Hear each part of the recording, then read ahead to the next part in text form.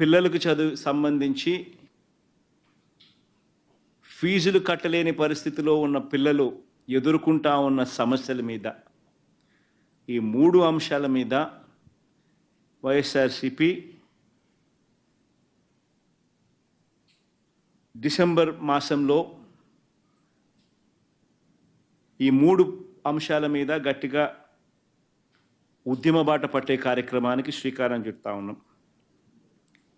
ఇందులో భాగంగా డిసెంబర్ 11వ తారీఖున రాష్ట్ర వ్యాప్తంగా ఉన్న అన్ని కలెక్టర్ల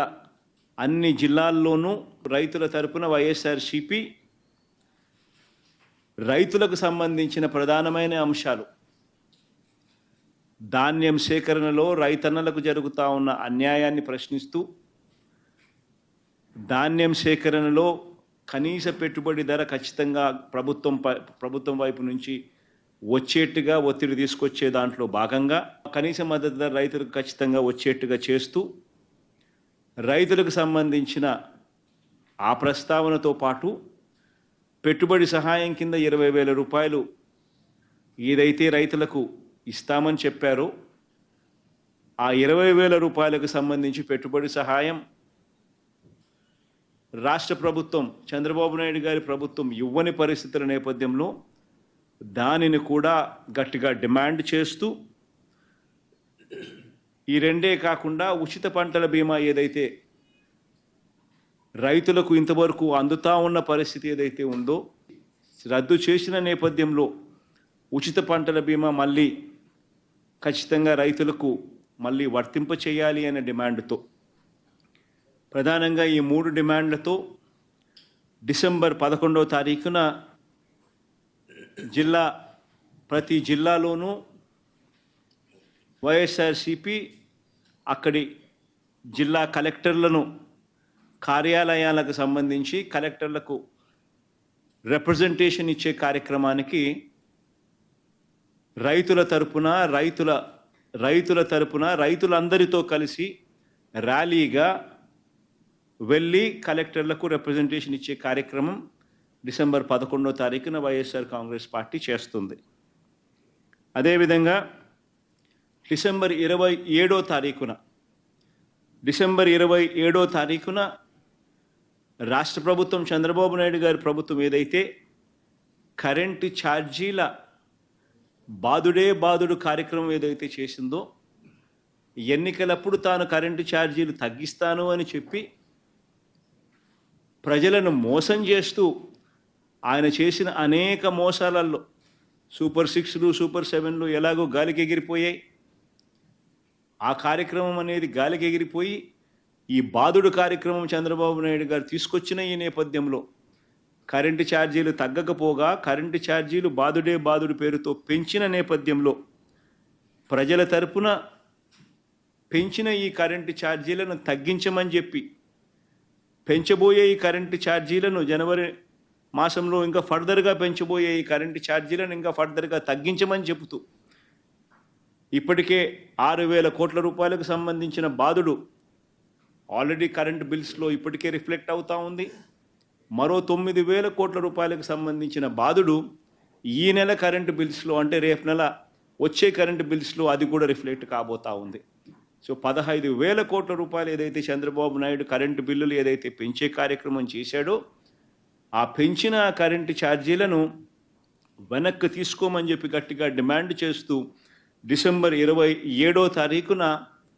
ప్రతి జిల్లా హెడ్ క్వార్టర్స్లోనూ ఎలక్ట్రిసిటీ ఎస్సీ ఆఫీసులకు ఒకవేళ ఎస్సీ ఆఫీసులు లేని చోట్ల సిఎండి, ఎస్సీ ఆఫీసులతో పాటు సిఎండి ఆఫీసులు ఉన్న కార్పొరేషన్స్ పరిధిలో ఏదైతే ఉంటాయో అక్కడ సిఎండి కార్యాలయాలు, ఇక్కడ వైఎస్ఆర్సీపీ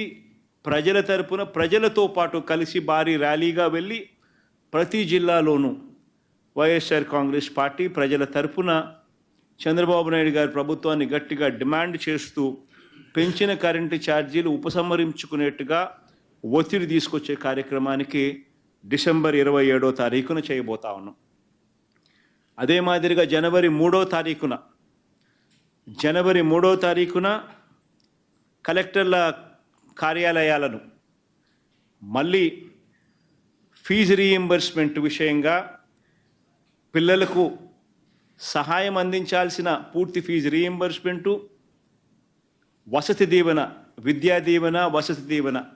ఈ రెండింటికి సంబంధించిన బకాయిలు 3,900 కోట్ల రూపాయలు ఏదైతే ఉన్నాయో చంద్రబాబు నాయుడు గారి ప్రభుత్వం ఏర్పడిన తర్వాత పూర్తిగా పిల్లలకు ఫీజులు కట్టకుండా బకాయిలుగా పెట్టిన నేపథ్యం. జనవరి, ఫిబ్రవరి, మార్చికి సంబంధించిన ఫీజులు ఏప్రిల్లో వెరిఫై చేసి మామూలుగా మే మాసంలో ఇవ్వాలి. చంద్రబాబు నాయుడు గారి ఎన్నిక మే 13వ తారీఖున జరిగింది.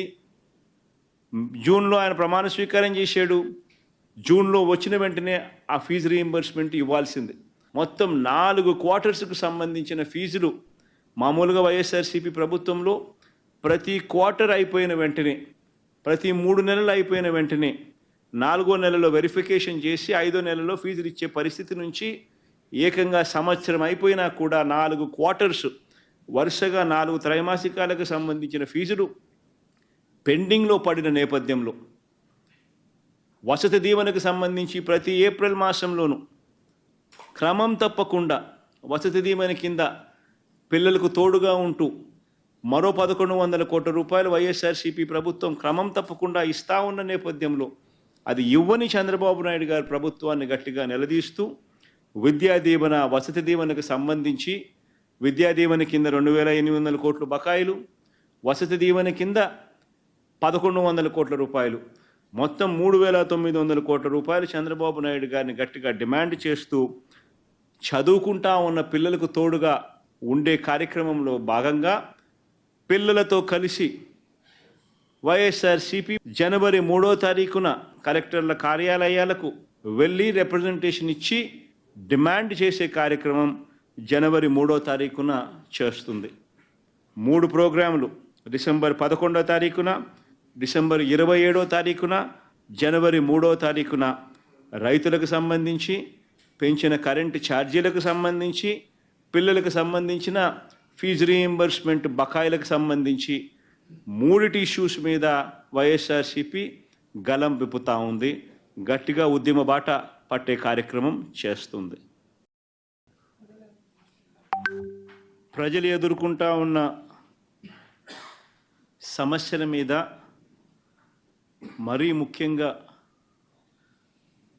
3 ప్రధానమైన అంశాల మీద, రైతుల సమస్యల మీద, కరెంటు ఛార్జీల బాదుడు మీద, పిల్లలకు చదువు సంబంధించి ఫీజులు కట్టలేని పరిస్థితిలో ఉన్న పిల్లలు